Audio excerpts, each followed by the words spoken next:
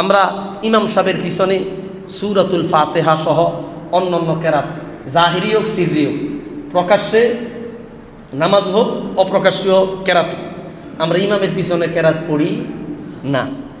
ইমামের পিছনে কেরাত পড়ি না কেন? আল্লাহ তাআলা নিজে নির্দেশ দিয়েছে, যখন কোরআন কারীম তেলাওয়াত করা হয়, ওয়াইদা কুরিয়াল কোরআন, খেয়াল করেন ভাই, এই মাসালা নিয়ে দ্বন্দ্ব আছে। আপনারা বিভিন্ন দূর দারাজ থেকে বড় মসজিদে আসছেন, আপনাদেরকে দু চারটা সঠিক মাসালা আপনারা যদি না জানেন, তাহলে আমিও কিয়ামতের ময়দানে বিচারের কাঠগড়ায় দাঁড়াতে হবে। আমি আমার জানা যেটা সেটা আমি জানাইয়া দিচ্ছি। আল্লাহ বলছেন, কোরআন যখন তেলাওয়াত করা হয় তখন তোমরা কি করো? শুনো এবং চুপ থাকো।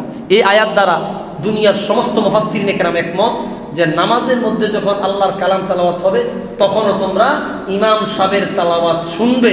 ইমাম সাহেব আলহামদুলিল্লাহ রাব্বিল আলামিন পড়ে, সূরা ফাতিহা পড়ে, কিছু মুসল্লিরা তার পিছনে সূরা পড়তেছে না, এটা করা যাবে না। তাহলে ইমাম সাহেবের কেরাতের সাথে আমরা কেরাতটা শুনবো, এটা কোরআন কারীমের এই আয়াত দ্বারা সাব্যস্ত। দেখেন এই ব্যাপারে অগণিত হাদিস আছে। সুনানু ইবনু মাজাহ 850 নম্বর হাদিস, হযরতে জাবির ইবনে আব্দুল্লাহ রাদিয়াল্লাহু আনহু তিনি বলেন, মান সাল্লা খালফাল ইমাম ফাইন্না কিরাআতাল ইমামি লাহু কিরাআহ, যে ইমামের পিছনে নামাজ পড়লো ইমামের কেরাতই মুক্তাদির কেরাত। সুবহানাল্লাহ।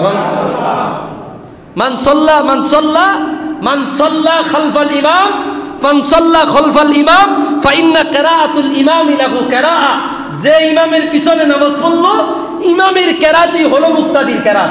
সুনান ইবনু মাজাহ 850 নম্বর হাদিস, মুজামুল আওসাত হাদিস নাম্বার 7903 নম্বর হাদিস, মুসনাদে আহমদ 14643 নম্বর হাদিস। আপনাদেরকে আরেকটা হাদিস দেখাই।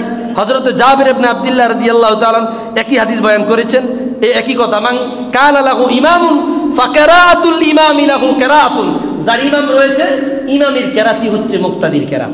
সুবহানাল্লাহ। ইমামের পিছনে কোনো কেরাত পড়বেন না।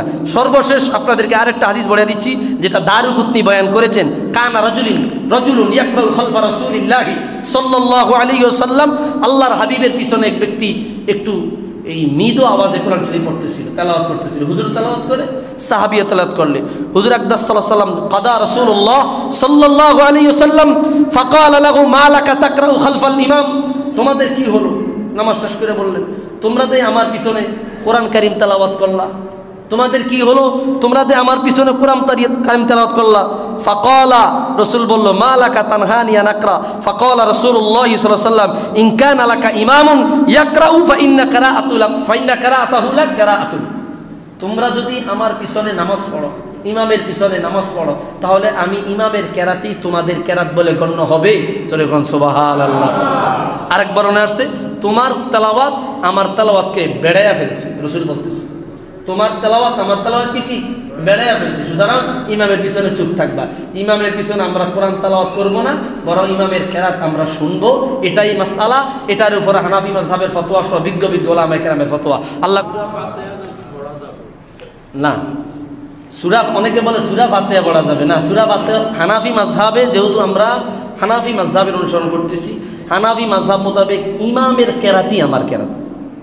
এখন অনেকের মধ্যে যারা এই কথা বলতেছে সূরা ফাতিহা পড়া যাবে, এরা সূরা ফাতিহাকে কোরআন মনে করে না, এরা মনে করে সূরা ফাতিহা দোয়া।